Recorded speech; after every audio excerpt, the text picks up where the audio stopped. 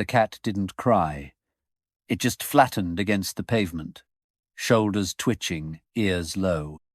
1 second it was sniffing a candy wrapper near the gas station, and the next it was sailing a foot across the concrete. The biker who kicked it laughed, one of those dry, empty laughs that didn't reach the eyes. His boots scuffed, pants dusty, jacket more patches than leather. He looked back at his friend, who was lighting a cigarette, and barely paid attention. "Furball tried to claw my boot," the biker muttered. The friend shrugged. "Should have punted it harder. These things breed like rats." The cat stayed down. It was small, dirty, grey tabby stripes almost invisible beneath layers of dust and oil stains. One of its legs trembled, but it didn't move. It didn't run. A few people in the lot glanced over. No one said anything. Until one man did. "Hey!" That voice. Low, gritty, like gravel under pressure. It came from behind a matte black pickup, parked just 2 spots down. The tone was calm, but something underneath it sounded like a warning. The biker turned. "What, old man?" He didn't recognize the face at first. The man had a hood over his head and sunglasses, despite the overcast sky. He walked slowly, deliberately. Not trying to be a hero, just coming closer. But as he stepped into the light, something clicked. The jawline, the walk, the build. The biker's smirk twitched. "Your weight." "No way," the friend said. "Is that?" The hood came down. Sylvester Stallone. Not the Hollywood version on magazine covers. This was the man behind it. Older, sure, but still cut like granite. His expression unreadable, like he was weighing something deep behind his eyes. He stopped beside the cat, kneeling down slowly, silently. One hand reached out, not fast, just enough to test. The cat flinched, but didn't scratch, didn't hiss, just waited. "Poor thing's used to it," he said quietly. "That's worse than any scratch." The biker shrugged, now visibly unsure. "It's just a stray. I didn't mean nothing." "You meant it," Stallone said, still kneeling. "You meant to feel bigger than something weaker than you. That's what makes it ugly." The man didn't yell. He didn't square up or try to shame. He just stayed there, gently gathering the little cat in his arms. The crowd wasn't filming. No one cheered. It was quiet. The biker shifted his weight. "Look, I didn't know it was yours." Stallone stood up. "It's not about ownership," he said. "It's about decency." He didn't offer threats. He didn't press charges. He didn't raise his voice once. He just walked away with a limp in his left leg, barely noticeable unless you were looking. Years of wear and tear didn't leave anyone untouched. But he walked tall, carrying the cat like it weighed nothing. The biker stood frozen. His friend stepped back. "Dude, that really was him." "Yeah," the biker muttered. But why would a guy like that care about some beat-up cat? Neither of them had the answer. But Stallone did. Back at his truck, Stallone placed the cat in a folded blanket on the passenger seat. He kept an emergency animal kit under the seat-hold habit. His ranch had seen everything from dogs hit by trucks to owls with broken wings. This wasn't new. He pulled out a small bottle of saline and a roll of gauze, talking to himself as he worked. "Little guy, you picked the wrong lot, huh?"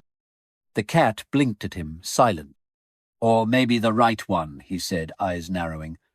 "I used to get kicked too." He wasn't being poetic. He meant it. Back in Hell's Kitchen, back when he was a skinny kid with a crooked mouth and a speech issue, Stallone got kicked around plenty. Not just physically teachers wrote him off. Kids mocked his voice. Jobs turned him down. Directors laughed him out of casting calls. People only saw the muscles now, the movies, the statue in Philly. But they didn't know about the dozens of rejection letters, or the time he sold his dog because he couldn't afford to eat. This cat, it reminded him of that version of himself. Beaten up, still here. And that meant something. He drove to a place just outside the city. Quiet, off the map. The sanctuary wasn't listed on signs, no ads. Just a rusted mailbox and a private road that wound past trees and into a clearing. At the entrance, a small wooden sign read, "The Last Round." It wasn't just a sanctuary for animals. It was where Stallone went when the noise of the world got too loud. Dozens of cats roamed freely inside a repurposed barn. Each had a story, some found in alleys. Others left behind after fires, evictions, or worse. He stepped out with the cat cradled in one arm. A stocky man with greying hair waved from the porch. Rico, a Navy vet who now helped Stallone run the place. "That another one?" Rico asked. "Gas station," Stallone said. Guy thought it was funny. Rico's jaw tightened. "You handle it?" "I let it go. Words do more than fists now." "Getting soft?" "Just older." They shared a laugh, but it didn't last long. The cat stirred, letting out a dry, weak meow. Stallone stepped past Rico and into the barn. Inside, the air was warm and clean, thick with hay, and the soft scent of cedar. A few cats glanced up. One jumped off a shelf to greet him, rubbing against his leg. He placed the new cat in a cushioned corner, surrounded by gentle lighting and fresh water. Then he sat down on the old bench near the wall, the same one he'd carved into after his dog Butkus passed away. He didn't speak, just sat there, letting the silence do the work. He knew that Biker wasn't the last guy like that. There'd always be more people who mocked weakness, who saw kindness as a joke.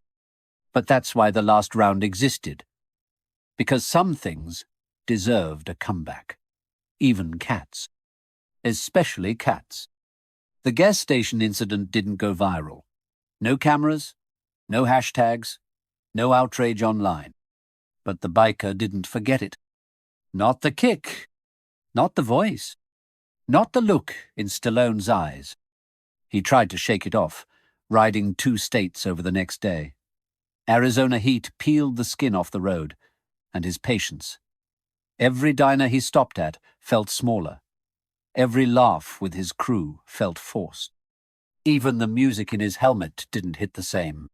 His name was Derek, though no one used it anymore. They called him Bones, because of the bony knuckles that got him into bar fights, and because he didn't eat much. Looked like he was carved out of rope and stubbornness. But something about that cat stuck, and the man who picked it up like it mattered.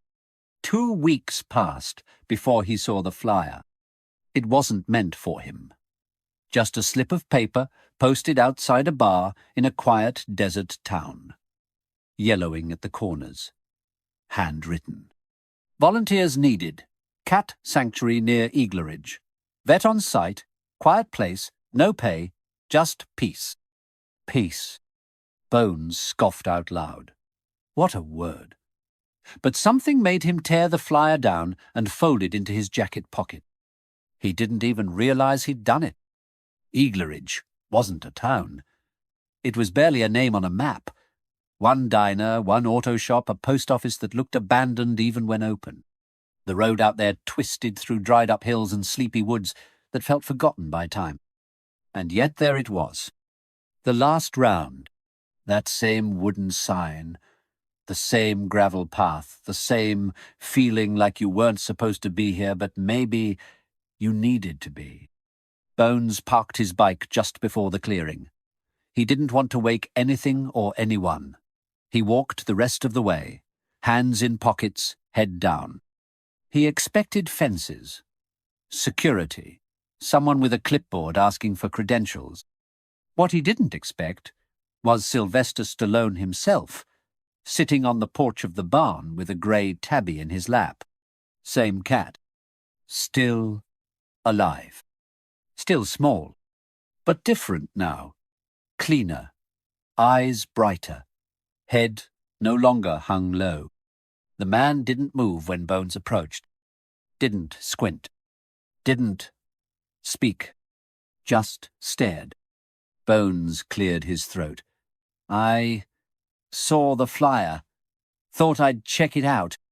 Stallone raised one eyebrow. Looking for work?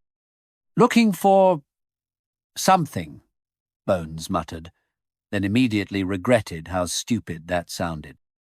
Stallone said, scratching behind the cat's ear. A lot of guys come here looking for something.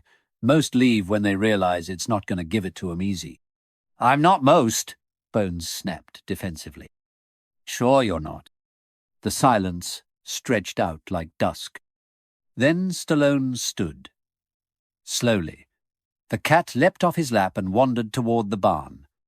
The older man stepped down from the porch, boots heavy in the gravel. You ever feed a kitten? He asked. Bones hesitated. No. You ever clean a litter box? No. You ever pull a tick out of a feral's neck with tweezers? No. Then today's going to be a lot of firsts. And just like that, he turned and walked toward the side of the barn. Bones followed. Not because he was told to, but because something in the way the man moved told him, you don't want to be on the outside of this story. Inside the barn, it was brighter than Bones expected. Skylights poured soft afternoon light over wooden beams and thick, cozy bedding. Cats of every colour moved silently, some stretched out on high platforms, others curled near heating pads or padded corners. No cages. No chains. Just calm. Stallone tossed him a pair of gloves. Start with those 3 in the corner. Clean bedding. Fresh water. Don't talk unless they let you. Bones looked over. 3 kittens in a box. One was missing part of its ear. Another had a cloudy eye. The third looked fine until it flinched when Bones stepped closer. He crouched slowly, trying to mimic Stallone's calm from the gas station. Reached out, hesitating. The smallest kitten sniffed his glove and mewed, not out of fear, but like a whisper that asked, Can you be gentle? And for once in his life he was. 3 hours passed without a word between them. Stallone worked like a man who never needed to prove anything. Quiet, focused. Even when his knees popped or he had to pause for breath, he never asked for help, never looked for pity. Bones found himself glancing at him more than the cats.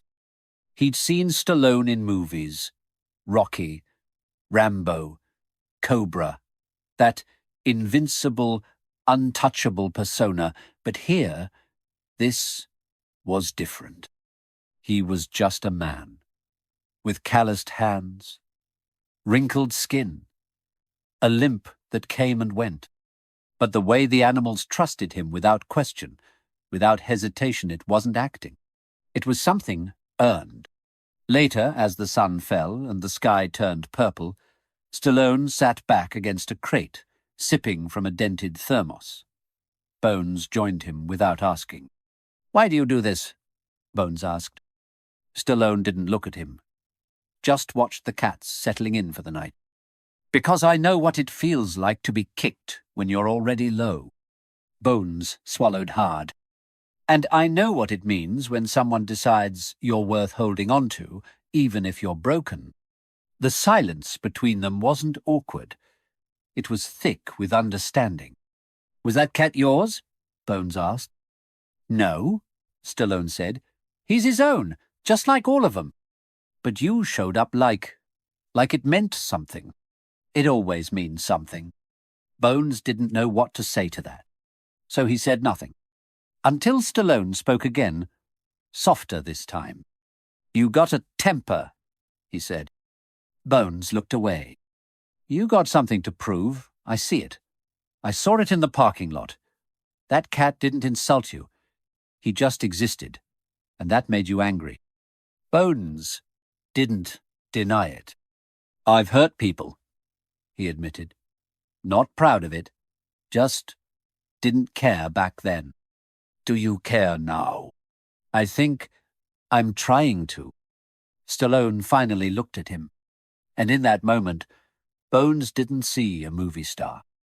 He saw a man who'd clawed his way out of silence, who'd built something not to be admired, but to be useful. To make pain count for something.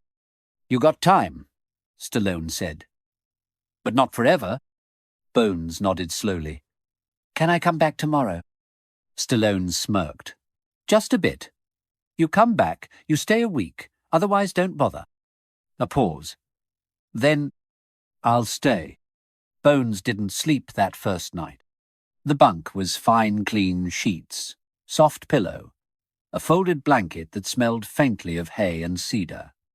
The small guest cabin beside the barn was quiet, warm. A tabby kitten had curled up outside his window before midnight. Still, he couldn't shut his mind off. Every time he closed his eyes, he saw the kick. The way the cat had folded in on itself. The way Stallone didn't yell, didn't throw a punch, just picked the animal up like it mattered. Because it did. And now, somehow, Bones was here. Not in jail, not back on the road with his crew, but sleeping 10 feet away from a barn full of broken animals, under the roof of a man he'd once laughed at on TV. It didn't make sense. And yet, it did. The next morning, Stallone was already up. Bones stepped out, rubbing his eyes, to find him loading boxes into a small trailer hitched to the back of a rusted utility cart. Cats darted in and out of the shadows, tails high. Stallone gave them nods like old neighbors. You said a week, the older man said, not looking up. Starts now. Bones yawned. What are we doing? Delivery. Of what? Stallone tossed him a pair of gloves. Hope. They drove through quiet back roads for nearly an hour. Fields passed like memories. The cart creaked on every bump. Bones watched Stallone's hands on the wheel steady, weathered, knuckles scarred. What's in the boxes? He asked. Supplies, Stallone said. Food, bedding, medicine. For cats? For people who rescue cats. Bones frowned. You help other shelters? Stallone nodded. Some of them live in trailers. One's got a half-collapsed roof. Doesn't matter. If they're saving lives, they're not alone. Bones didn't answer. The air smelled like pine and warm dust. The silence didn't bother him like it used to. The first stop was a woman named Frankie. She lived in a camper parked beside an abandoned fire station. 3 dozen cats roamed her small yard. One had a bandage on its belly. Another was missing a leg. Stallone stepped down from the cart and walked over like he'd known her 20 years. You came, she said, smiling. Told you I would. Bones unloaded the boxes. Frankie gave him a nod. You the new one? I guess. He looks like trouble, she said. Then he'll fit in. Bones caught Stallone's faint grin as they left. By mid-afternoon, they'd made 3 more stops. Each place told a story without word-spallet walls, duct-taped windows, handmade shelters from old crates and tires. None of them had enough. All of them had too many mouths to feed. Yet every rescuer greeted Stallone the same way, like he was family. Bones couldn't shake it. Why do you do this yourself? He asked on the way back. You could send someone, pay people. Wouldn't mean the same, Stallone said. They remember when I show up. Not for the name, but because I don't forget them. Bones stared out the window. Feels like the opposite of what I'm used to. Then change what you're used to. Simple. Direct. No judgment. That night, Bones helped feed the cats. One by one, he set bowls out, learned names. Sylvester insisted every cat had one even if they didn't answer to it. There was a blind Siamese named Whisper, a grumpy calico called Maud, a hairless sphinx named Diesel who followed Bones like a shadow. At one point, while he was refilling a water bowl, he noticed Stallone sitting against the far wall. The man wasn't doing anything, just sitting, watching, smiling faintly. "You don't talk much," Bones said. "Talk's overrated. You used to do speeches in movies." "Movies aren't real." Bones thought about that. Then, "So what's real?" Stallone looked at him slow and steady. "The way you treat something that can't fight back." On the fourth day, a storm hit. Hard wind, cold rain. The barn rattled like an old truck. Bones was on his knees repairing a leaking corner with towels when he heard a sharp hiss and a crash. He turned and saw Diesel trapped under a toppled shelf, yowling. Without thinking, he lunged, pulled the shelf up just enough for the cat to crawl out, took a scratch to the arm, but he didn't let go. The cat bolted, then turned, looking back with something like recognition. Stallone arrived seconds later. "You all right?" he asked. Bones held his arm. "Fine. Cat's okay. You didn't have to do that." "Didn't think about it?" Stallone nodded. "That's how I know you meant it." Later, Stallone sat him down in the feed room. A single bulb swung overhead, casting long shadows. "You got anyone waiting for you?" he asked. Bones shook his head. "Nah. Where'd you come from?" Bones sighed. "Used to ride with a crew out of Utah. Petty stuff, shoplifting, vandalism. One time we hot-wired a bus just to crash it into a fountain." Stallone winced. "And the cat?" Bones looked down. "I thought it was funny. I don't know why." There was a long pause. "I was angry," Bones finally said. "At the world. At myself. Kicking something weaker felt like control. Like I was taking something back." Stallone didn't flinch. "And now?" Bones shrugged. "Now I just feel like a guy who's trying to his life." Stallone reached into a drawer, pulled out a photo. In it, a younger Stallone stood beside a dog.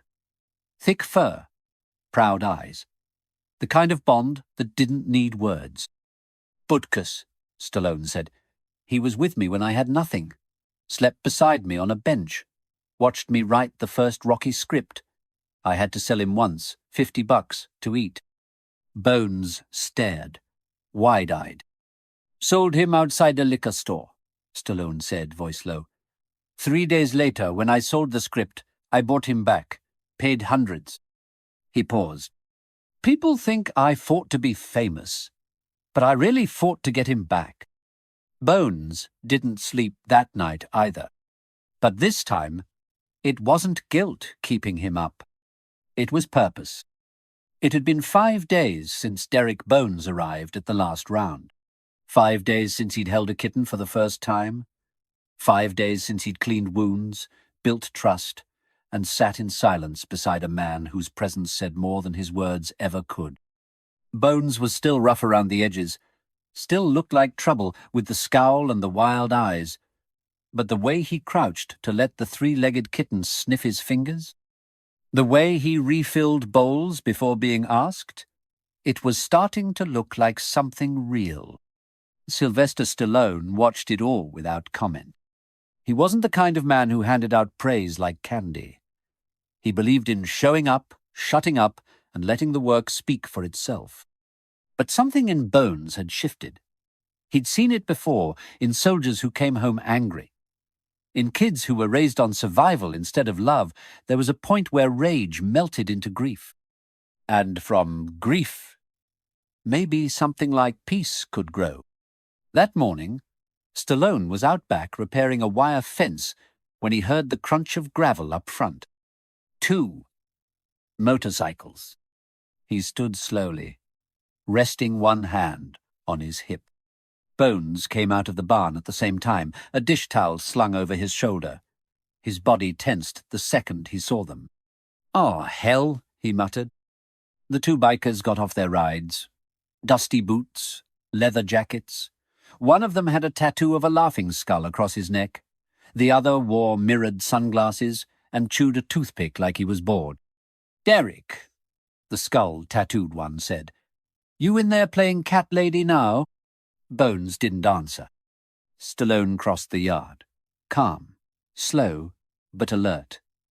"Friends of yours?" Bones shook his head. "Used to ride with them." The man with the toothpick whistled low. "So it's true. You disappeared off the map for some backwoods kitten ranch." "You don't belong here," Bones said. "We came to bring you back," the skull guy said. "You're not made for this kind of crap. Cleaning litter? Hanging out with Rocky over there?" Toothpick laughed. "How many cats does it take before your balls fall off?" Bones' jaw clenched. Stallone didn't move. He just looked at the two men, quiet, measuring. "Leave," he said. Toothpick sneered. "Or what? You gonna film us into submission?" The tension in the air thickened. Even the cats seemed to vanish into the shadows of the barn. Stallone took one step forward. "You're standing on private land, mocking a man who's trying to change. That's either desperate or stupid." Toothpick stepped back, but Skull stood his ground. "You think he changed? Guy once knocked out a guy with a tire iron for saying his bike was ugly." Bones spoke then. Voice low, controlled. "That guy's gone." "No, he ain't," Skull replied. "He's right under the skin, just waiting." Stallone's voice sliced the moment. "We all got ghosts. Difference is, some of us don't invite 'em to dinner." Skull's jaw twitched. Toothpick looked around. "Whatever, man. Place smells like cat piss anyway." They turned back to their bikes. But just before kicking the engine, Skull looked at Bones one last time. "You walk away from us, Derek. Don't come crawling back when you realize you're still the same broken punk." Bones didn't blink. "I'd rather be broken here than whole with you." They rode off, tires spinning dust. Silence settled. Stallone looked at him. "You all right?" Bones nodded, slow. "Yeah, just didn't think I'd have to face them this soon. Change always brings the past knocking." That evening Bones worked like a man with something to prove. He cleaned every cage without being asked. He fixed a splintering plank in the feeding corner. He sat with Diesel for 20 minutes, letting the hairless cat stretch across his lap while his fingers moved slowly over its back. After the others had gone to sleep, Bones sat on the porch. Stallone joined him. The stars were sharp in the sky. Coyotes howled somewhere out in the hills, distant and eerie. Bones broke the silence. Everything they said was true. Stallone nodded. "Truth's not what haunts us. It's the way we react to it. I've done a lot of bad things." "So have I." Bones looked at him. "You don't seem like someone who—" Stallone chuckled quietly. "You think I came out of the womb with a moral compass? I was angry too. Got in fights I shouldn't have. Burned bridges. Ignored people who needed me. I'm not proud of who I used to be. But I'd be ashamed if I hadn't tried to outgrow him." Bones rubbed his hands together. "What if they're right? What if all of this is just temporary? What if I screw it up?" Stallone leaned back in his chair. "Then screw it up and start again. You think I made Rocky in one try? Took me years of rejection. Got told I looked weird. Spoke weird. Had no future. I wrote that script because I had nothing else left." He paused. "But I had belief that maybe I wasn't done yet." Bones stared at the stars. "I don't even know what belief feels like." "It starts like this," Stallone said. "Doing one thing right, then another. Even if nobody sees it. Even if you don't get a trophy. Bones breathed out through his nose. "Thanks for not punching those guys." Stallone smirked. "I punch less now. Hurts my shoulder." Bones laughed. It felt foreign, but good. The next day, Bones didn't wait for instructions. He led the morning rounds, cleaned litter, reorganized supplies, helped Rico repair a busted latch on the outer fence, even helped medicate a kitten with a respiratory issue, something that, days ago, he would have never had the patience for. He didn't notice it, but Stallone did. The way Bones bent his knees when approaching shy cats, the way he didn't flinch at scratches, the way his voice had softened. That night, as the sun dipped below the trees, Stallone stood in the doorway of the barn and watched him. "He's different," Rico said, walking up beside him. "For now," Stallone said. "But sometimes, now is enough." Bones didn't ask for responsibility. It came in the form of a carrier dropped off on the front porch just after dawn. No knock, no note. Just a faded plastic crate with a broken handle and a cat inside that didn't make a sound. Rico found it first. He was about to call Stallone over when Bones stepped out of the barn, wiping sleep from his eyes and sipping weak coffee from a chipped mug. "What's that?" Bones asked. "Abandonment," Rico muttered, kneeling beside the crate. "Another one left like trash." He cracked the carrier open just enough to peek inside. His expression changed. Not pity, not anger, worry. "Go get Sly," Rico said. But Stallone was already behind them, his shadow stretching long in the rising sun. "What kind of condition?" he asked, kneeling beside Rico. Bones hovered over their shoulders. "What is it?" Stallone didn't answer right away. He slowly opened the carrier. Bones had seen a lot in the past week. Cuts, burns, emaciated frames. But this was different. The cat inside was small, maybe 6 months old, pure white but stained with engine oil. One of its back legs stuck out at an odd angle. The eyes were wide, glassy, and it didn't blink, didn't move. It looked like a ghost. "Broken femur," Stallone murmured. "Might be internal bleeding." "We need a vet," Rico said. Stallone nodded. "Load the truck." Bones didn't ask permission. He scooped up the crate and carried it to Stallone's pickup like it was full of glass. The cat didn't cry, didn't protest, just stared at him. It wasn't the kind of stare that begged for help. It was the kind that had already given up. The vet was a woman named Dr. Mendez, whose clinic sat 20 miles from town and smelled like antiseptic and old coffee. She worked with the last round often, sometimes for free. Stallone trusted her more than anyone. She took one look and started prepping for surgery. Bones stood in the waiting room, fists clenched, pacing. "She'll save it, right?" he asked Stallone. "Don't know." "What if she can't?" "Then we help it live with what's left." Bones swallowed hard. "I want to take care of it." Stallone looked at him. "You sure?" "I didn't take responsibility when I should have. Now I want to." A pause. Stallone nodded. "Then he's yours." "He?" "Yeah. Little guy's a fighter. What should I name him?"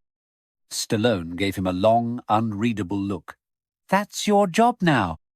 The cat came home 3 days later, shaved, stitched, and silent. One leg bound in a soft pink cast. He didn't fight the medicine, didn't resist the cone. Bones named him Chance, because it was something neither of them had really had before. Chance didn't warm up right away. He hissed if Bones got too close. Refused to eat unless the room was empty. Hid under blankets or inside the little wooden crate Stallone helped him build. But Bones kept showing up. Twice a day, he gave medicines low, steady, no shortcuts. He read the vet's instructions out loud, even when Chance didn't listen. He sat on the barn floor for hours, back against the wall, letting the cat exist in peace. "Cat's traumatized," Rico said one night. "Might never trust again." "Then I'll stay patient," Bones replied. "You weren't exactly patient when you got here." Bones just smiled. One afternoon, Stallone found Bones sleeping on the floor, head tilted against a stack of blankets, and Chance curled up against his chest, finally resting. Stallone didn't wake him. He just covered them both with a spare flannel and walked out. Another week passed. Bones started asking questions. Not about chores or routines, but about Stallone. What was it like becoming Rocky? "Terrifying," Stallone said. "People think success fixes your heart, but sometimes it makes the cracks louder. Did you know it'd be big? I didn't care if it was big. I just wanted it to be true." Bones mulled that over. "What do you want this place to be?" Stallone looked around. "Somewhere no one laughs at the broken ones." One night, a storm hit again, worse than the last. Thunder split the sky. Rain slammed the roof. One of the barn's older doors blew open with a violent crash. Cats scattered in every direction. Bones ran out mid-meal, heart thudding, searching for Chance. He found him hiding behind the feed bin, trembling. Hey, Bones whispered, crawling on all fours. "I got you." But Chance wouldn't budge. His cast leg trembled. His ears flattened. Then, Bones did something he never expected to do. He sang. Softly. Off-key. Just a line from some old country song that used to play on jukeboxes in bars he now hated. Chance stopped, shaking. Bones reached out slowly. The cat stepped forward. Into his hands. They sat together in the hay until the storm passed. When it did, Stallone appeared with 2 mugs of coffee and a towel draped over his shoulder. "You sang?" he asked, amused. "Don't ask me to do it again." "Wouldn't dare." Stallone sat beside him. Chance curled in Bones's lap, eyes closed, finally trusting. "This cat's different," Bones said. "They all are." "No, I mean me. He's changing me." Stallone smiled faintly. "Or maybe you're just waking up to who you always were." Chance was healing. Bones could see it, not just in the stitches coming loose or the way the cast didn't drag as much anymore, but in the way the cat watched him now, with less fear, with something close to curiosity, maybe even trust. It had been over 2 weeks since Bones arrived at the last round. He hadn't touched his bike in 10 days. The engine had gathered dust. So had the man who rode it. Stallone never said much about it, but Rico noticed. "You're quieter now," he told Bones one morning as they poured kibble into steel bowls. "Still look like a guy who might throw a punch, but you're softer around the edges." Bones smirked. Cats are good at shaving those down. That same day, Stallone called Bones over after lunch. They stood by the garden just outside the barnware. Herbs grew in neat rows, and cats napped beneath tomato plants. "You up for something more difficult?" Stallone asked. Bones nodded without hesitation. "There's a local shelter out near Ash Creek," Stallone said. "Volunteers bailed. They're overwhelmed. One guy's trying to run it alone. He called me." "What do you need?" "I want you to go see if he needs help. Bring supplies. Help where you can." "Alone?" Stallone looked at him. "You think you can't handle it?" Bones shook his head. "No, I think I can." The drive to Ash Creek took over an hour. Bones rode Stallone's truck instead of his bike. It felt weird at first, like wearing someone else's jacket. But by the time he turned onto the gravel road, he felt like he'd earned the keys. The shelter was rough. Tin roof, cinder block walls, a sagging fence that leaned like it was tired of standing. Barking echoed from somewhere behind the building loud, stressed, endless. Bones knocked on the front door. A lanky man in his 50s answered, wiping his hands on his jeans. You Stallone's guy? Yeah, name's Bones. Come on in, we're drowning in fur and fleas. The shelter was chaos. Not the kind that comes from violence, but the kind that creeps in when good intentions meet limited hands. 4 kittens in one crate, a limping tabby with mats in its fur. 2 volunteers arguing over feeding schedules before storming out. Bones didn't wait to be asked. He dropped off the food, helped fix a bent crate door, got his hands scratched up trying to brush out a cat that hadn't been touched in weeks. For hours, he didn't look at the clock once. Until he heard something. A yelp, not a bark, not a meow. A yelp, high-pitched, brief, like fear compressed into a single sound. Bones froze. It came from outside, near the back fence. He dropped the brush and walked fast, too fast to think. His boots hit gravel hard, his breath came tight.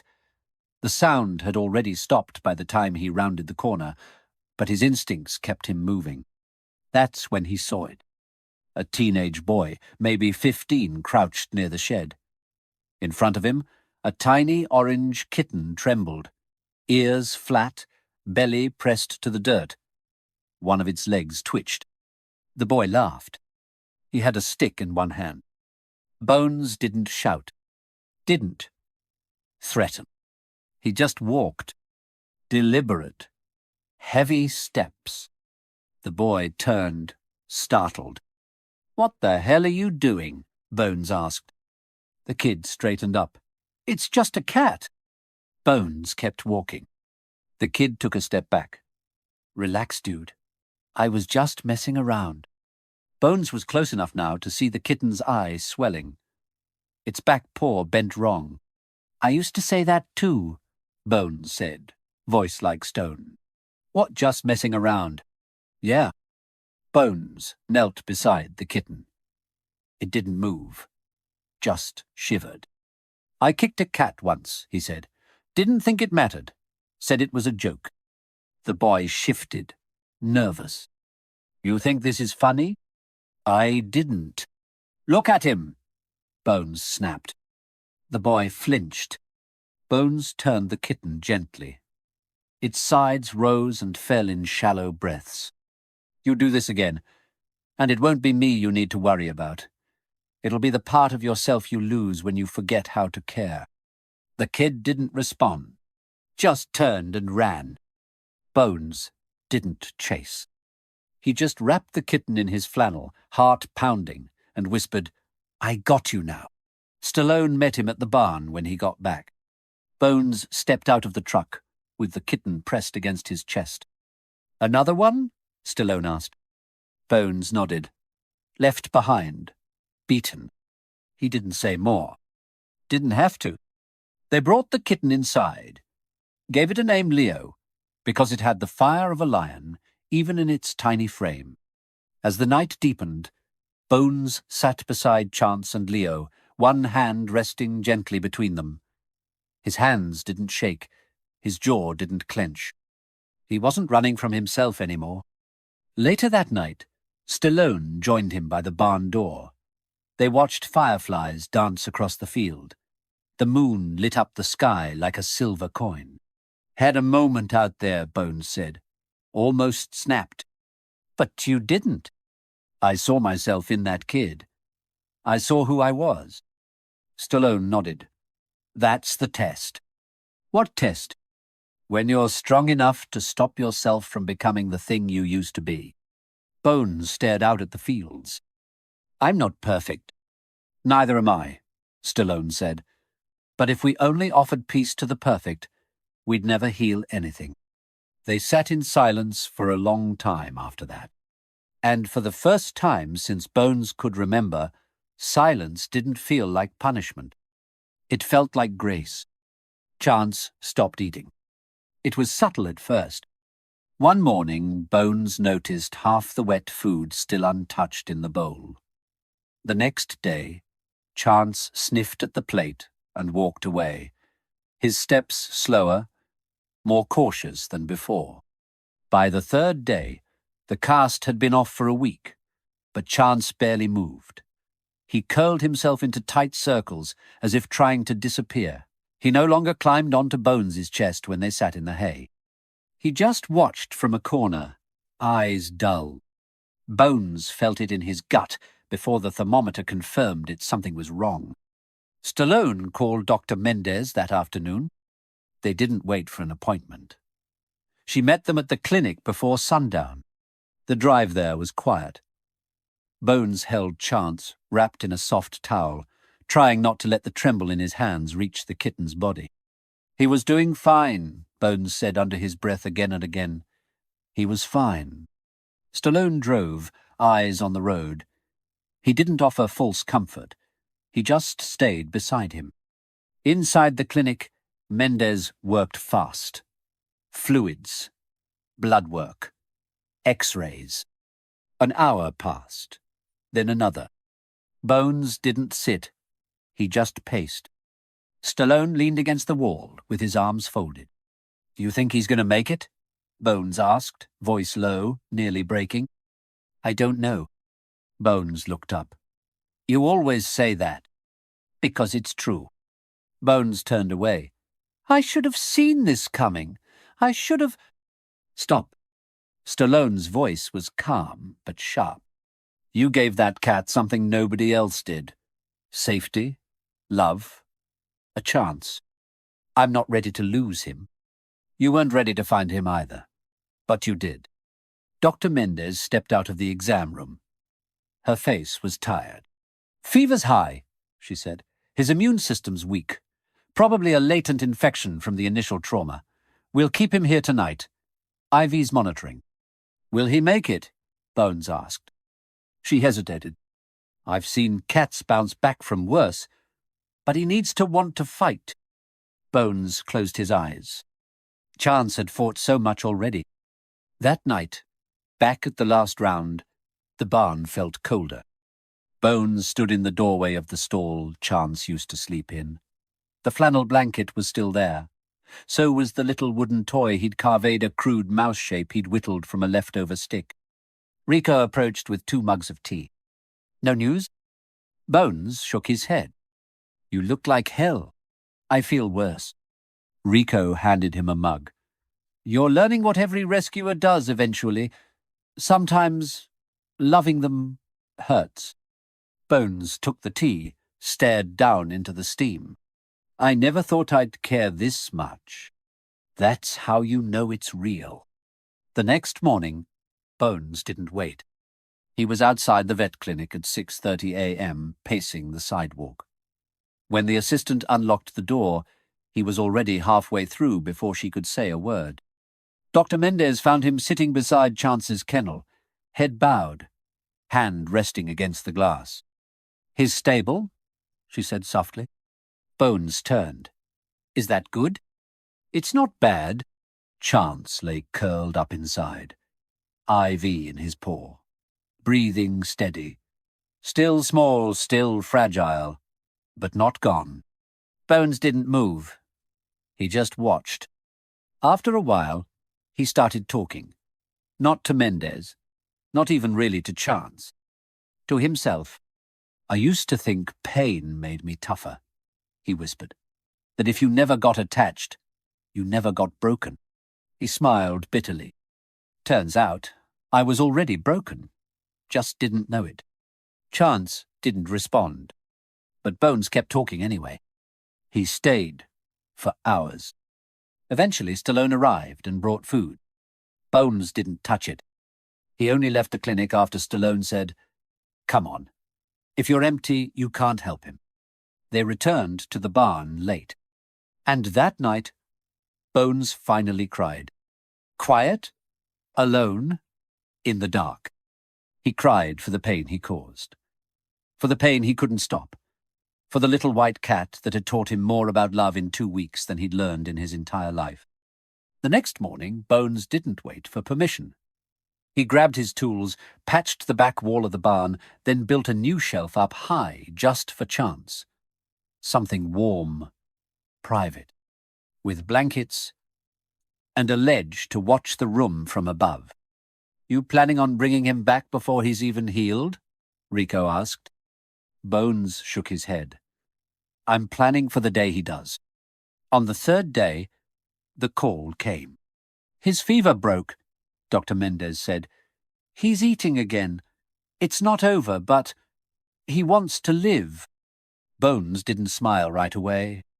He just closed his eyes and let out a breath that had been trapped inside his chest for days. That evening, Bones returned to the clinic to visit. Chance wasn't bouncing off the walls, but he was awake, alert, eyes tracking Bones the second he walked in.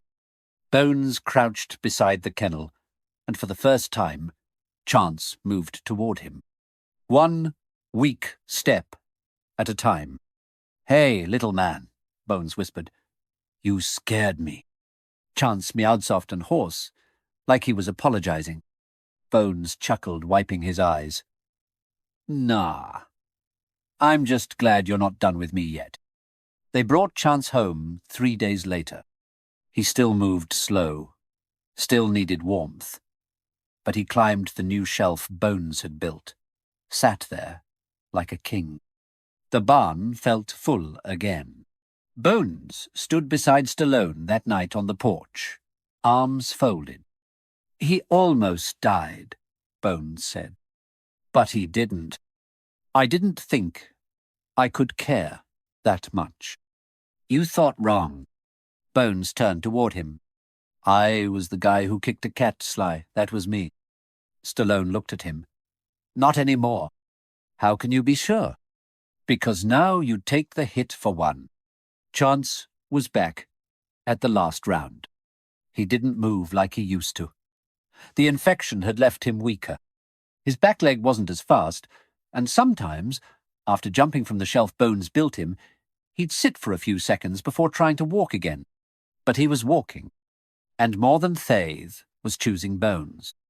Each night, just before the barn lights dimmed, Chance would climb off the ledge, stretch, and make his slow but steady way to the cot where Bones slept. He'd curl up by his ribs. No meow. No demand. Just presence. It was enough. By now, Bones had become part of the daily rhythm at the last round. He helped Stallone with the records vaccines, vet visits, intakes. He organized the food pantry, fixed a broken heating lamp, built new shelves for the older cats who didn't like being touched, but loved being high up where they could watch everyone. He was different. Not softer, not really. Just steadier. And for the first time in his life, he wasn't waiting for the next thing to break. So when she showed up, the past didn't just kicked the damn door down.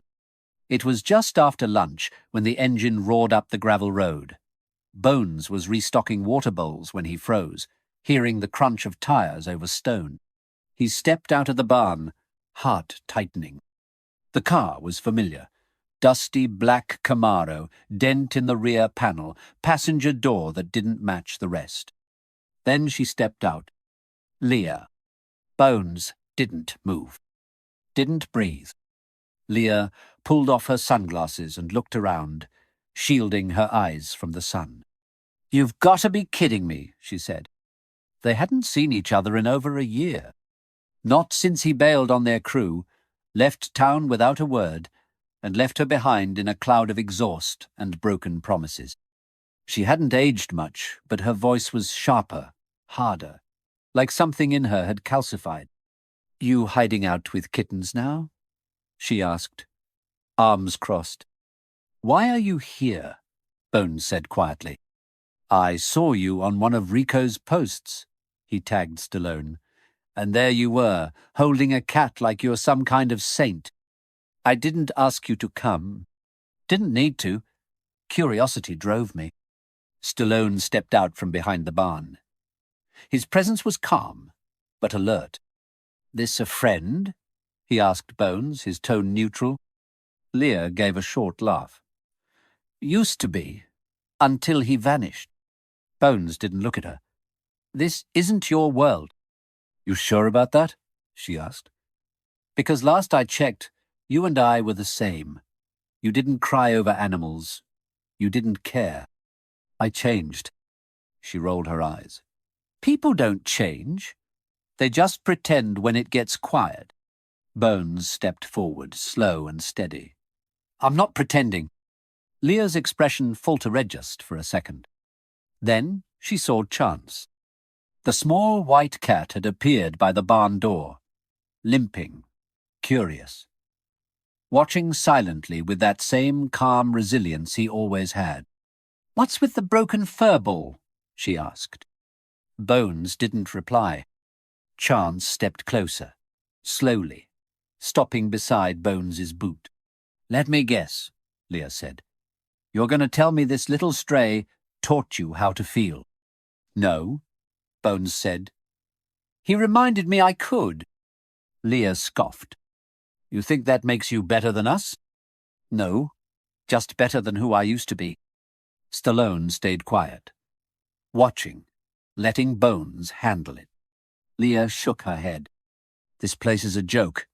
You, holding cats, fixing fences, that's not real life. Real life is getting knocked down and getting back up with a busted lip and no apologies." Bones looked at her, not with anger, with something almost like grief. Or maybe real life is when you finally stop swinging at everything that moves, just because you think it's going to hit you first. Leah stepped back, lips tightening. She didn't like the mirror being held up. "I came here to offer you a way back," she said. "We got a new thing going. Pays well, clean setups, no fights, just fast hands and smart getaways." Bones crouched slowly, letting Chance step into his arms. He held the cat against his chest, stroking between the ears gently. "I already found my way forward." Leah didn't argue anymore, didn't curse him out or make threats. She just looked at him, like he'd stopped being real. "You're gone," she said, stepping back toward the Camaro. "And maybe that's good, because if this is who you are now, I don't know you." Bones looked down at Chance. "Then you never did." She got in the car, revved the engine, and drove off without another word. The silence left behind was heavy. Stallone walked up beside Bones. "You all right?" Bones nodded. "She didn't break anything." "Used to?" "She could have." Stallone gave a slow nod. "You passed a test today." Bones looked over. "There another one coming?" "There's always another one." That evening, the barn was calm again. Cats returned to their routines. Stallone watered the plants out front, while Rico scrubbed bowls. Bones sat with Chance and Leo, watching them play. He thought about Leah, about the life he'd barely escaped, about the years wasted trying to prove he was unbreakable by never letting anything in. He stroked Chance's back. "You broke me in the right way," he whispered. And the cat purred soft, steady, alive. Later, Stallone joined him on the porch again. 2 cups of tea between them, the moon hanging high and round. "You regret anything?" Stallone asked. Bones took a sip before answering. "Only that I didn't find this place sooner." Stallone nodded. "Funny thing about life. Sometimes it doesn't show up until you've messed everything else up first." Bones smiled faintly. "Yeah, well, I was really efficient at messing up. You're really efficient at rebuilding, too." They sat in silence for a while, the kind that didn't need filling. Then Stallone stood, stretching slightly. "You get some rest. Tomorrow's a new day." Bones nodded, still watching the barn, still watching his past shrink behind him. And for the first time, the future didn't scare him. Bones had started to forget what the outside world sounded like. Not because it didn't try to creep in. Leah's visit had been proof of that, but because the last round had a way of softening everything, of muffling the chaos outside its fences. There was something sacred about the rhythm here, something Bones never knew he needed. Every morning, had purpose. Every task had weight. Every cat had a name, even the ones too broken to come close. Especially them. That morning, Stallone was already in the back pasture when Bones came out, mug in hand. The sun was barely up, and a low mist still clung to the grass. The barn was quiet cats fed, sleeping or lounging under the heat lamps. Bones spotted Stallone near the tree line, stacking some old wooden planks into what looked like a makeshift bench. "You building something?" Bones asked as he approached. Stallone didn't look up. "Replacing something." "With what?" "With time." Bones chuckled. "You always talk like you're narrating a movie." "I was the movie," Stallone muttered, wiping sweat from his brow. "Now I just want to be the guy who builds benches." They worked in silence for a while, hammering quietly, the forest creaking gently in the wind. Then Bones spoke. "You ever gonna tell me why you built this place?" Stallone didn't answer right away, just stared at the bench. "I've told parts of it," he finally said. "To reporters, to old friends, to myself, but the whole truth." He looked over. "No one really asks." Bones sat down on a log. "Well, I am." Stallone let out a long breath, then nodded, and spoke. "It was after Rocky Balboa," he said. "The sixth one. I thought that was the end of my fighting days, you know. I was older, slower, felt like my body belonged to someone else." He paused, hammer still in hand. "I had everything people said mattered. Money, respect, legacy. But I didn't feel alive, not in the ways that count." Bones watched him closely. "I was doing a shoot in Detroit. Cold as hell, snow falling sideways. On a break, I wandered into this alley behind the set to catch some air. And I saw this cat-skinny, filthy, hiding inside a cardboard box that had frozen to the wall." He chuckled quietly. "You know how many strays I've passed in my life? Hundreds. Maybe thousands. But this one," he looked at me like he knew me. Bones didn't say a word. I crouched down, didn't touch him. Just sat there in the snow, like an idiot in a $1,000 coat talking to a cat. He smiled faintly. I went back the next day, and the next, brought food, water, finally got close enough to scoop him up, named him Winston, took him home. The guy barely made a sound. Slept on nice shoes for weeks. A pause. Then one night died. Bones flinched. "Just like that?" "Heart condition. No warning, no build-up. I was in the middle of filming something, came home, and found him curled up, like he'd waited until I left." Stallone sat on the bench, eyes distant. "That little creature showed me something I never found in a boxing ring or a film set. Quiet loyalty, unspoken faith. He didn't care if I was a star. He just needed someone who wouldn't walk away." He looked at Bones. "And I built this place because I needed to be that someone, even if it was too late for him." Bones stared at the trees, absorbing every word. He thought about Chance, about Leo, about that first day at the gas station, about the way he used to laugh at people who cared too much. Now he realized they weren't weak. They were warriors, just different kinds. Back at the barn, Rico was tending to a new arrivalan, older cat with scarred ears and a tremor in its back legs. Bones watched him gently clean the animal's paws, humming under his breath. "Another fighter?" Bones asked. Rico looked up. "Aren't they all?" Bones nodded slowly, then turned to see Chance, now moving without his cast, limping less each day, hopping onto a lower shelf near the door. Watching him, always watching him. That afternoon, Bones and Stallone fixed up the memory wall. It was an old wooden board near the back of the barn, filled with small nameplates, some carved, some etched into scrap metal. Each one marked a cat that didn't make it. Bones added one. Winston. He didn't ask. Didn't need to. Stallone saw it later that evening and said nothing, just stood beside it for a long time, hand resting on the wood like it still carried warmth. Later that night, Bones walked the perimeter alone. He'd gotten in the habit of checking the gates, clearing debris, making sure no predators were lurking. But tonight, it wasn't about duty. It was reflection.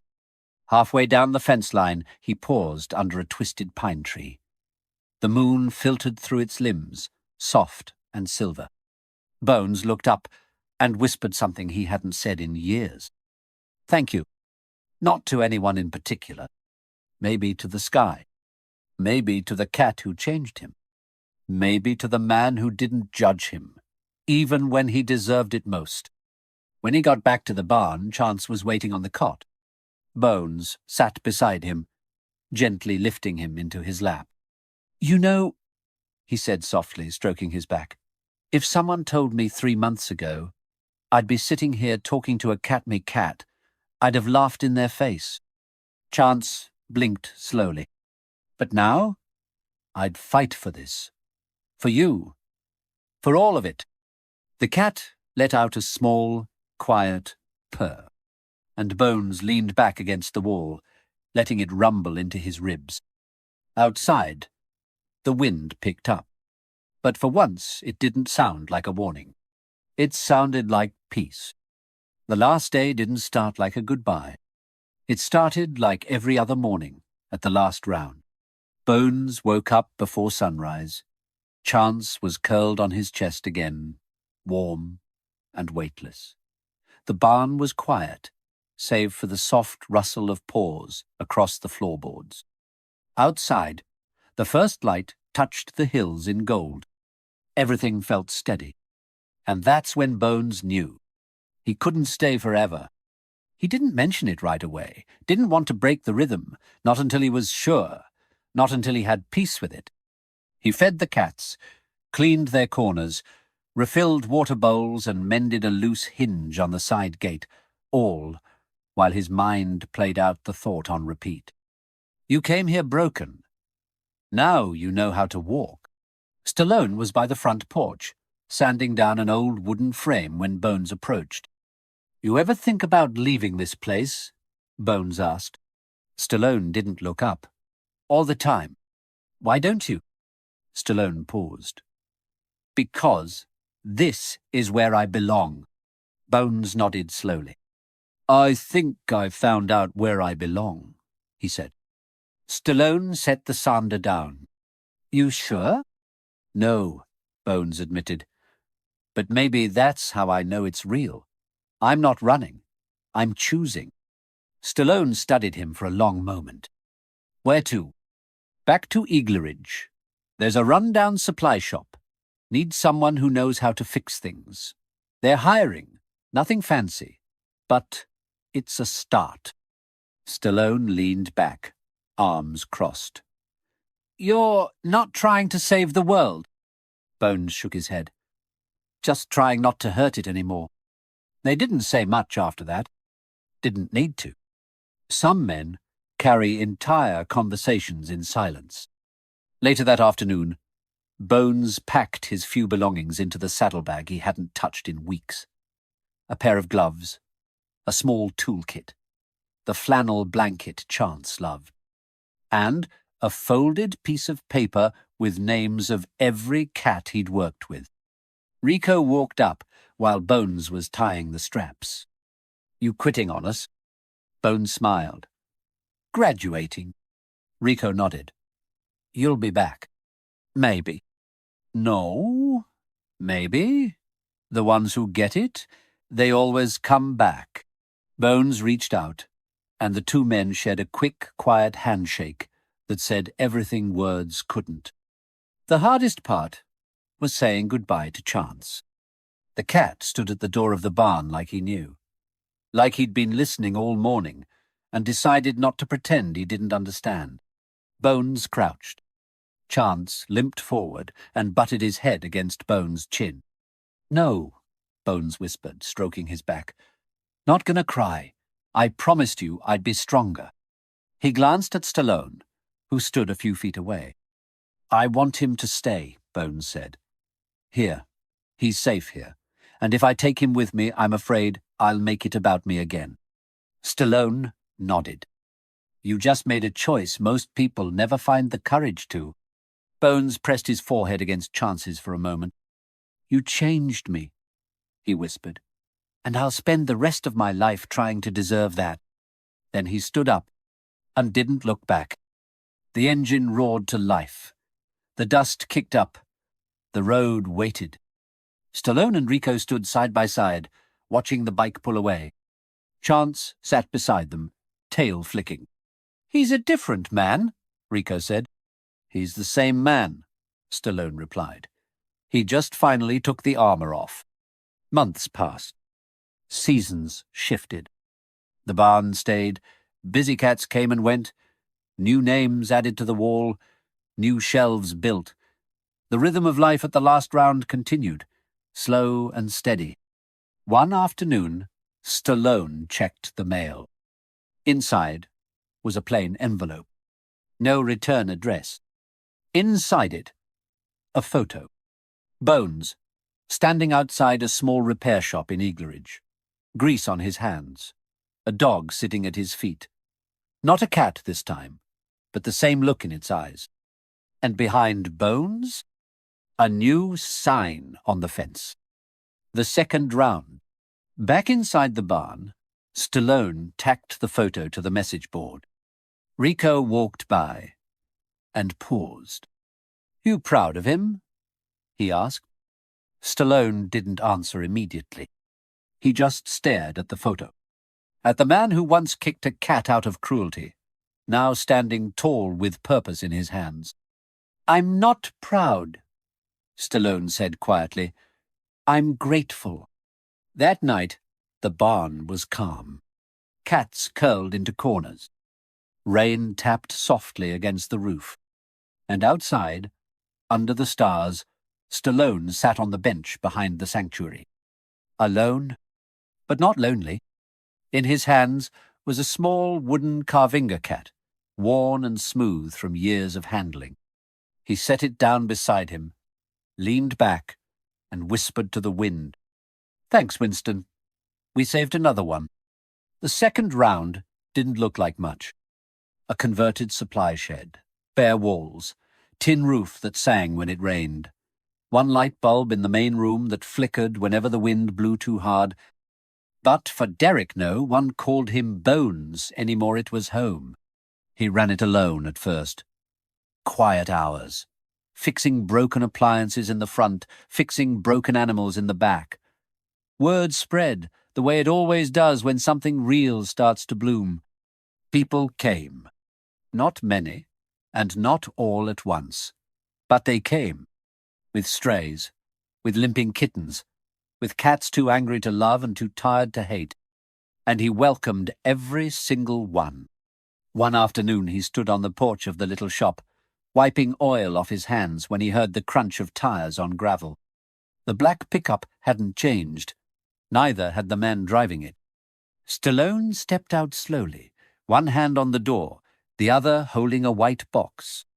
I heard you're trying to be competition, he said. Derek smiled. No way. I just opened a franchise. Stallone chuckled. They shook hands, then hugged the kind of embrace shared between men who've seen each other through fire.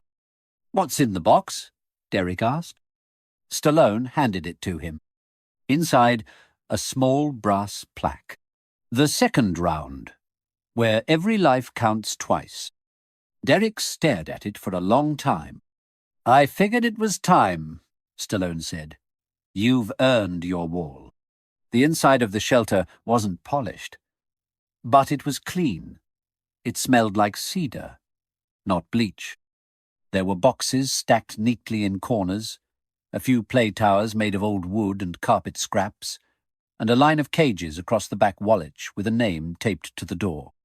As Stallone walked through, a small grey kitten jumped off a shelf and landed on his shoulder. Friendly one, Stallone said. She was feral a month ago, Derek replied. Bit me twice. Now she thinks she owns the place. She's not wrong. They talked through the evening, shared stories over black coffee and leftover stew. Derek told him about the time he helped a young girl bury her first cat in a tiny shoebox, and how she cried like the world ended and then hugged him like he'd saved it. Stallone told him about a new kitten at the last round who couldn't walk but dragged himself everywhere, refusing to be carried. Name's Maverick, he said. Little guy's got attitude. Good, Derek said. You always needed someone to boss you around. They laughed. And outside, the night settled in like an old friend. Before Stallone left the next morning, he stood beside Derek on the front steps. You still miss him? Derek asked. He didn't have to say who. Stallone nodded. Winston was more than a cat. He was proof that I didn't have to be angry forever. Derek glanced through the window. One of the cats inside was batting a toy mouse across the floor. Another lay curled beside a space heater, snoring. And what about me? He asked. You think I'm still angry? Stallone looked at him. Not anymore.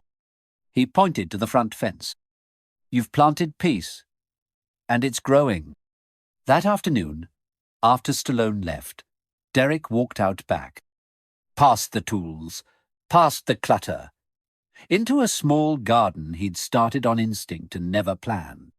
At the far end, a new post stood. Carved into it, the names of the first 3 cats he'd saved. Leo, Whisper, Bramble. He picked up the plaque Stallone gave him, fastened it to the fence post, stepped back, watched the sun hit the brass just right. It glowed, and for a moment he felt the past sitting beside him, not judging, just proud. Weeks later, a boy showed up. Skinny, quiet, scuffed sneakers. Maybe 13, maybe 15, it was hard to tell under the hoodie. He didn't say much, just pointed to the cardboard box in his arms. Inside, a grey kitten barely old enough to stand. Found her under a dumpster, the boy said. She won't eat. Derek knelt beside him, opened the box, saw the ribs, the shaking, the eyes that wouldn't meet his. He reached in gently, and the kitten didn't bite, didn't flinch. She just let go. Not in surrender. In trust. Derek looked up at the boy. You got a name? The kid shrugged. People just call me Jax. Well, Jax, he said, cradling the kitten. You want to help? The boy's eyes lit up. And in that moment under that rusted tin roof, next to a boy no one believed in and a cat no one wanted, Derek saw everything come full circle. That night, he wrote a letter. He didn't send it. Didn't need to. He just left it on the shelf beside Chance's old collar. The letter said, I used to think redemption was about erasing the past. But now I know it's about choosing what kind of man you are after the damage is done. You gave me a place to heal. Now I give others the same. I'll carry that forward. Always. Thank you, Sly. Derek. Back at the last round, Stallone read a new name on the intake list that made him smile. Jax, apprentice.